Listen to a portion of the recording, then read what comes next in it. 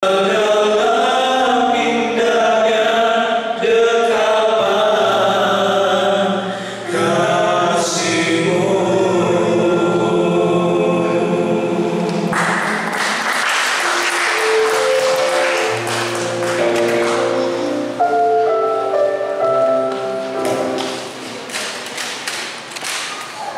kasih Lalu Pak Pendeta Petrus Tolage, Saudara Yusuf, Saudara Patran, dan Saudara Valer. Atas pujiannya Tuhan segala yang dimuliakan. Bapak Ibu Salam. Ada wajah baru ya, ada beberapa yang saya lihat ya. Ada sahabat teman dari Palu, ada Ibu Femi Onde Ombu ya. Ini mamanya Atan gitu ya. Yang berbahagia Atan ini, makanya dari tadi dia senyum-senyum terus gitu ya. Ya namanya orang tua pasti senang bisa ketemu ya. Saya yang sudah mulai merasa kehilangan, tidak bisa lagi ketemu orang tua. Jadi selamat datang ya, Ibu Femi nanti berkenan perkenalan. Ada juga ponakannya Pak Oi ya, mana Juwita ya. Ada Juwita.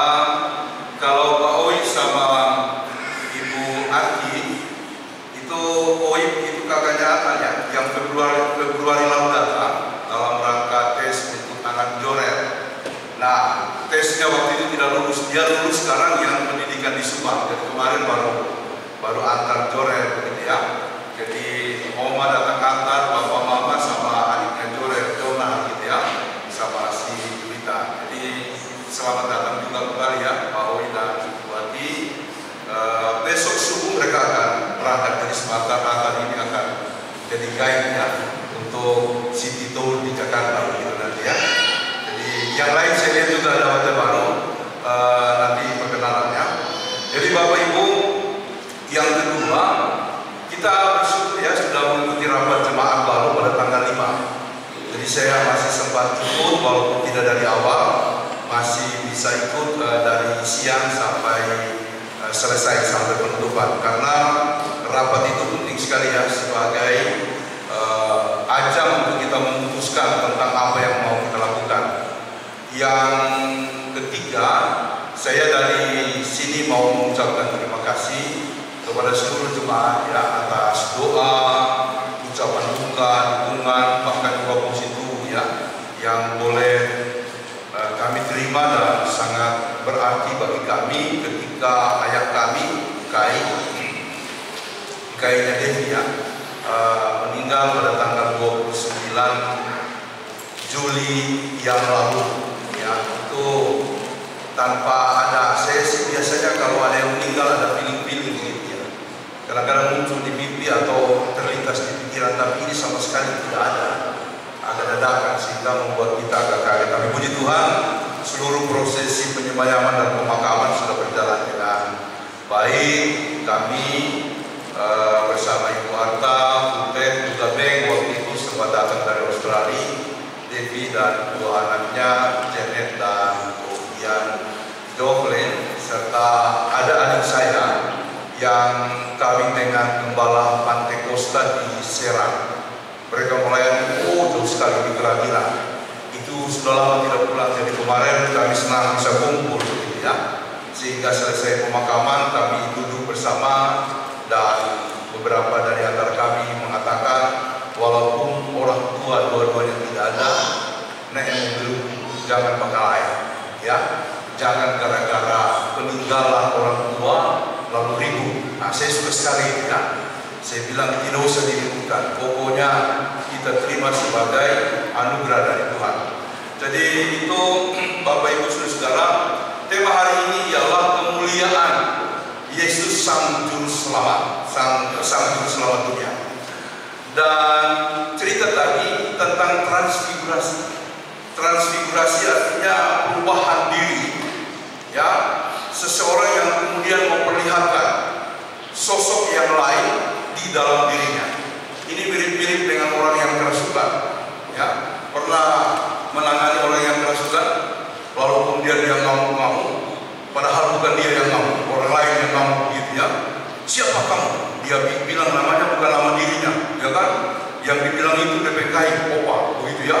Rupanya opanya kemudian masuk ke dalam diri cucunya atau anaknya, lalu dia kerasukan, begitu ya. Apakah yang transfigurasi? Bukan, itu kerasukan. Yesus bukan kerasukan, ya.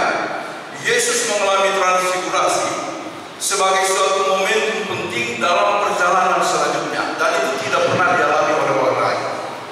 Dan transfigurasinya itu tentang sosok-sosok penting. Yang pertama, transfigurasi yang kemudian terjadi pada diri Yesus memperkenalkan sosok yang sangat dihormati oleh orang Yahudi sampai hari ini, Nabi Musa.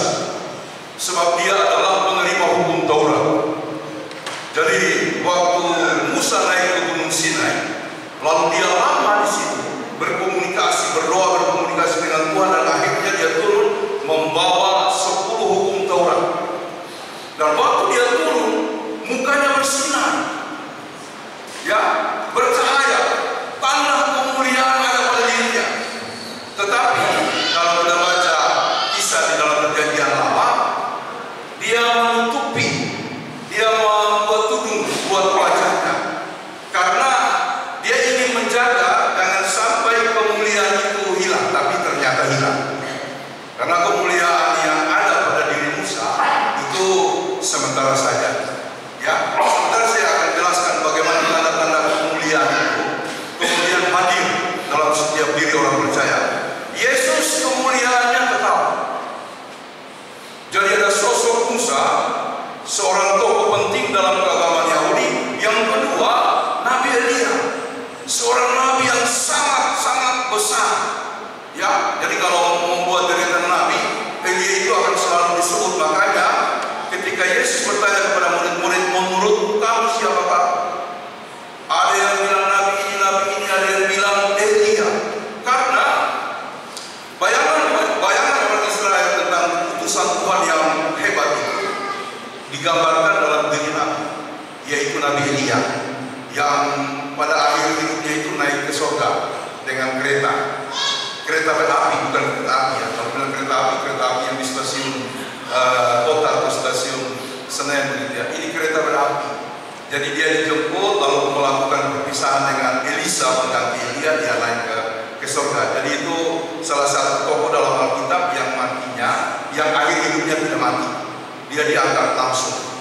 Demikian beberapa yang lain. Jadi saudara, momen transfigurasi adalah salah satu bentuk penegasan bahwa yang hadir ini mempunyai tugas khusus. Jadi ada dialog, cuma tidak tahu apa yang mereka dialogkan. Alkitab menyebutkan dua sosok penting itu sedang memberikan arah tentang jalan Yesus ke depan. Siap menderita, lalu kemudian mati di kayu salib. Jadi saudara-saudara, transfigurasi adalah karya Allah bagi orang yang diutus secara spesial. Ya, kalau kita baca tokoh-tokoh penting dalam Alkitab, ada tanda-tanda tertentu, tetapi tidak menyerupai transfigurasi seperti ini. Namun mereka mempunyai kekhususan karena memang kehadiran mereka di dunia ini adalah untuk sesuatu yang mulia, yang baik, ya. Tapi Yesus secara khusus berada dalam satu tugas untuk keselamatan, ya, untuk keselamatan. Jadi hal yang penting dalam kaitan dengan transfigurasi ini ialah langkah yang diambil. Langkah yang diambil adalah sebuah jalan penderitaan pengorbanan, sehingga teologi kita adalah teologi keselamatan di dalam penderitaan Yesus Kristus. Makanya Paulus ketika dia berbicara tentang imannya, dia berkata begini, yang kukehendaki ialah mengenal Dia, ya, dalam kuasa kebangkitannya dan sekaligus dalam persekutuan penderitaan. Jadi mengenal Yesus jangan cuma melihat kemenangannya, harus lihat prosesnya, yaitu menderita. Dalam pengertian sosiologis, kalau kita ingin maju, jangan cuma membayangkan suksesnya, siap menderita. Otman Paris bilang, jangan lihat saya sekarang dengan berlihat saya, ya kan? Lihat saya berdarah-darah sebelum itu. Jadi saudara, apa yang kemudian kita jalani itu masuk dalam teologi Kristen. Mau maju siap menderita, yang tidak menderita tidak tidak akan mati. Itu saya begitu. Mau manusia, mau menjadi tinggi, harus mulai dari bawah. Ya, tidak ada kayak tiba-tiba. Jangan ikutin kasus apa itu yang sekarang lagi ramai di Sulawesi Tengah, OMC. Ya, ada yang Ibu Femi ada belum ada yang kena OMC, mudah-mudahan tidak ada ya. Kasihan sekali begitu ya.